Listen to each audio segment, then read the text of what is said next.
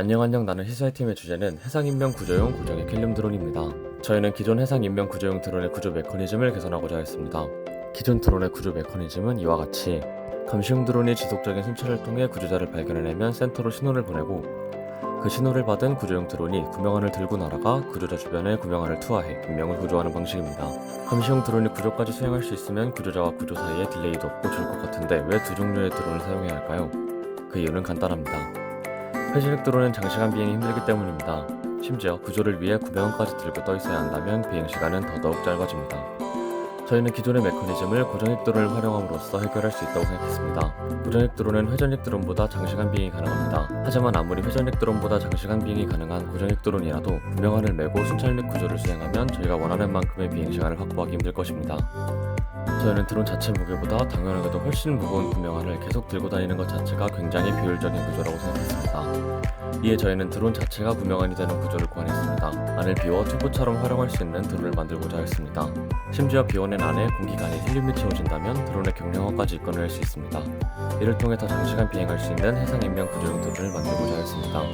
이 방법을 사용하기 위해서는 기존의 얇은 에어포일이 아닌 헬륨을 사용할 수 있는 두께가 있는 에어포일을 사용해야 합니다. 여러 NACA 에어포일 중 맥 thickness가 20% 이상인 것을 추리고 해풍과 동점성 개수 등을 고려해 항력이 적고 좋은 양항빛 가스를 가지는 에어포일을 선정하였습니다. 이에 이 세 가지 에어포일이 선정되었고 그중 최대 양항빛 값을 갖는 앵그로 워텍에서 55의 가장 높은 양항빛 값을 가지는 NACA 2424로 결정하였습니다. 그럼 이제 이 에어포일을 토대로 구조용 드론을 제작해야 합니다. 에어포일이 동일할 때 에어포일의 크기는 항력에 영향을 주지 않습니다. 하지만 저희 드론의 경우 크기가 커질수록 헬륨으로 인한 경량화를 통해 항력에 좋은 개선을 가져올 수 있습니다. 하지만 목적은 구조이므로 너무 커져도 피구조자가 잡지 못할 수 있어 적당한 크기를 유지해야 했습니다. 초기 설계엔 직관적으로 떠오른 비행기처럼 생긴 구조용 드론이 있었습니다. 하지만 요 구조자가 구명안처럼 사용하기엔 적합한 모양이 아니라는 판단에 원반처럼 생긴 구조용 드론을 만들기로 하였습니다. 다음의 사진은 아두이노와 같은 전자부품들이 들어갈 부분을 제외한 몸통의 크기만 상당히 줄여서 3D 프린터로 출력해본 모업입니다. 하지만 들어가는 헬륨의 양도 생각보다 많지 않고 제작 난이도도 높아 동일한 크기의 에어포일을 유지하는 형태로 만들기로 하였습니다. 열선으로 에어포일 모양을 만들고 안을 파낸 후 열칼로 표면을 마감하여 매끄럽고 경화된 표면을 구현했습니다. 그중 하나 에어포일에 작은 헬륨 포켓을 넣어 무게를 잰 후 20% 정도의 경량화를 이끌어낼 수 있다는 사실을 파악했습니다. 그 후 에어포일과 동일한 형태의 헬륨 포켓을 만들었습니다. 이러한 헬륨 포켓은 헬륨을 충전하면서 포켓이 부풀어 오를 때 에어포일의 모양을 찌그러뜨리지 않습니다.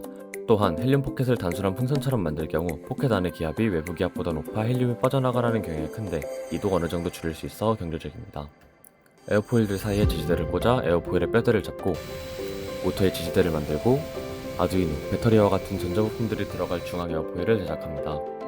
모터의 고정을 위해 앞부분을 조금 두껍게 설계하였습니다. 배터리 충전을 위해 단자를 드론 위로 뽑고 배터리를 위에 부착합니다.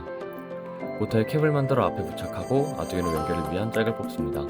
이와 같이 연결이 필요할 땐 선을 뽑아 연결하고 비행 전에 단자와 연결선을 다시 드론 몸체 안으로 집어넣은 후 비행합니다. 제작한 헬륨 포켓 2개를 양쪽에 넣고 붙인 후 랩으로 마감하였습니다. 단면은 다음과 같습니다. 핸드폰으로 모터를 조작할 수 있습니다. 시운전 영상입니다.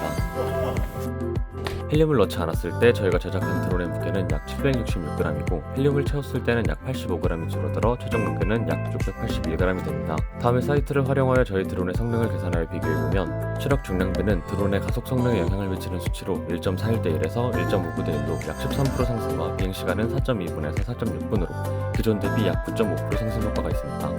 또한 드론의 추력은 동일한데 중량이 줄어들어 동일한 출력으로 프로펠러를 가동했을 때 드론의 수직 방향 속도는 10km/h에서 12km/h로 20% 상승하였습니다. 다음은 개선 및 추후 발전 가능 사항들입니다. 고정에 관해서는 현재 구현되어 있지 않으나 상용화되어 있는 드론들과 같이 서브 모터와 플랩을 이용하여 구현할 수 있습니다.